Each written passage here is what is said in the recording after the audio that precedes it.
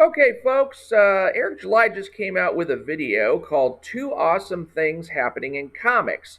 And he's promoting a couple of Indiegogo campaigns. And I thought this would be a useful video for showing you what not to do and what to do in an Indiegogo campaign. Because I've looked at both of these Indiegogo campaign pages and I see them as some of the, one represents the worst Indiegogo campaign, and the other represents the best of Indiegogo campaigns. So let's get right to it. I am going to show you the one that I think is one of the worst. It is Achromatic Chronicles Blue. 220-page graphic novel. It's an all-ages adventure, and let's find out what the book is about. I can already tell from the title has something really to do with color, because achromatic means without color, and then blue, of course, that's a color. And it looks like that this kid either lives in a colorless world, or maybe he can't see color. Not sure. But there's this blue ball that apparently is bringing color into his world. So let's find out what the book's about. Achromatic Chronicles Blue is a graphic novel with over 200 pages that is suitable for all ages. Discover how John develops a unique friendship that is wrapped in mystery, and in this friendship takes him on an adventure where he discovers purpose and value in his world. Thank you so much for checking out this campaign, but get it quick because we're only selling this for a limited time. Do you have the slightest idea what this book is about? Because I still don't. Let's see if we can go down the page and see if we can find anything that's going to tell us what this book is about. All right, here we go. Here's a nice little summary.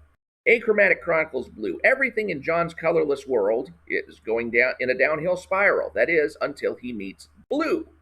And suddenly they're whisked away on an epic adventure where John realizes the true value he has within himself. Does anybody know what this book is about yet? Because number one, I don't know whether the colorlessness in John's world is a function of his own eyes or if it's a function of the world itself. And blue, I'm guessing, is the blue ball, but I don't know anything about the epic adventure that they're whisked away on. And okay, John realizes he has true value within himself, which I guess is an uplifting message for a kid to read, but what's in the book? I mean, come on. We got a preview page here, but let's look at the preview page. We got kind of partially black and white and partially color. And then we see that there's some color in the sky. And then we see him kind of squish the ball, and he's asking, what is this? And that's it. That's all we got for a preview. We don't have anything else for a preview other than this one page that doesn't tell us jack squat except showing us how John meets the ball named Blue. Okay. Yeah, why the hell should anybody buy this? I mean, just tell me why. Yeah, unless you are like completely hard up for any kind of comic book fare that you think is going to be wholesome and appropriate for kids or something like that, I don't see any reason to buy this book, and I sure as hell don't know why. He's got already 647 backers to the tune of $50,000. Well, these people must be hard up for entertainment, because my God, that's a lot of red boxing you could do. And I'm pretty sure that if you look at Redbox, they'll tell you what's in the movie before you rent it. So this is just a bad campaign page, because it doesn't tell you what's in the book. It doesn't show you what's in the book. It doesn't show you even the quality of the writing. You can already tell that the art's just on a meh kind of level. And the writing here isn't any better. The lettering is kind of, a little bit subpar, and it's not really good to have these without dialogue balloons at all. When the rest of the page has dialogue balloons, it's just kind of like all of a sudden you got words just floating out in the middle of nowhere. If this page could have been supported by some substantive writing that would make this look attractive, that would be something, but otherwise it's just meh art and meh dialogue in a book that has no plot that we know of, and that's pretty much it. Yeah, so I look at this campaign and I'm just like, if you're trying to sell the book, you're failing miserably. And yet, $50,000, I guess that's, here's your pity money or something, because I can't imagine people buying the book on its merits. All right.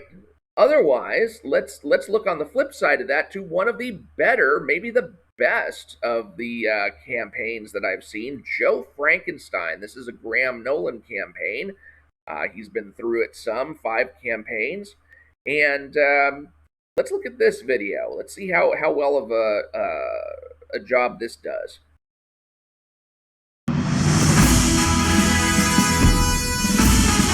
Okay, let me just stop you right there because I'm already in love with this thing just for the fact that it brings back that 30s movie feel.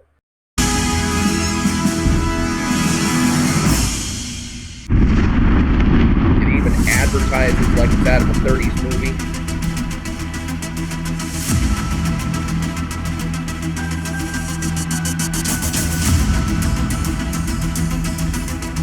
Nice animation on the cigar smoke.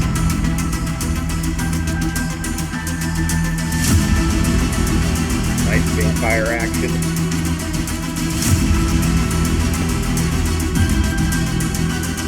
See, this is pretty good. I mean, they're showing us the stakes. I mean, we're not getting an actual plot out of this video, but you're at least getting a lot of tense scenes.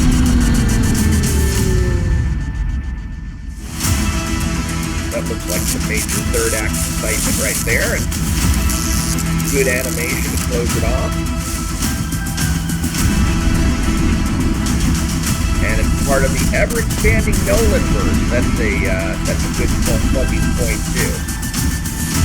All right, let's stop it there.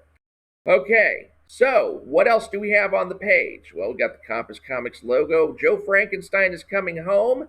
Kind of explains everything that's going to be in the book, and also mentions that it is part of the Nolanverse. So one of the things I really like about this page is that it's tying it in to the larger universe and also featuring the book, The Ghosts of Matacumba Key, and saying this is a kind of a prerequisite for reading Ghosts of Matacumba Key, and it puts buying pressure not only on this book, but also on the other book in the Nolanverse. So let's see, now we've got a nice extended and very detailed description of what is going on in the book.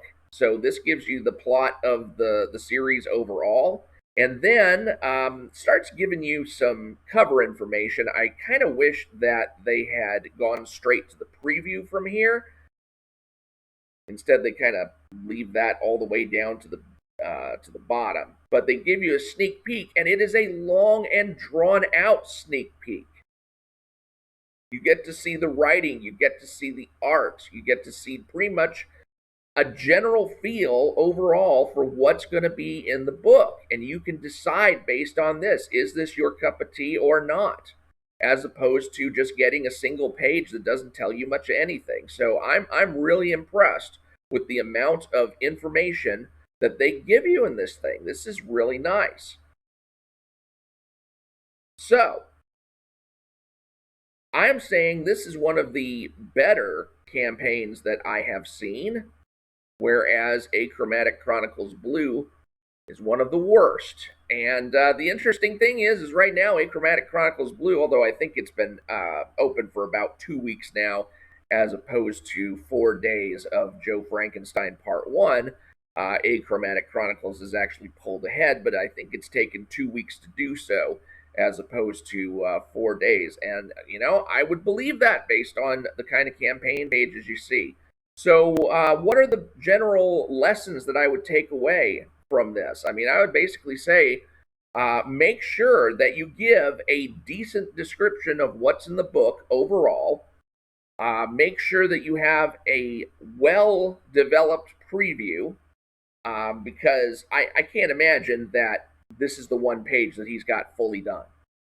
There's got to be more than just this, if he's even going to throw this out there. You may as well not even throw a lettered preview out there if you're just going to have something like this. But make sure you got a detailed lettered preview that gives you more than enough room to let the reader kind of experience the look and feel of the book and the sound of the writing.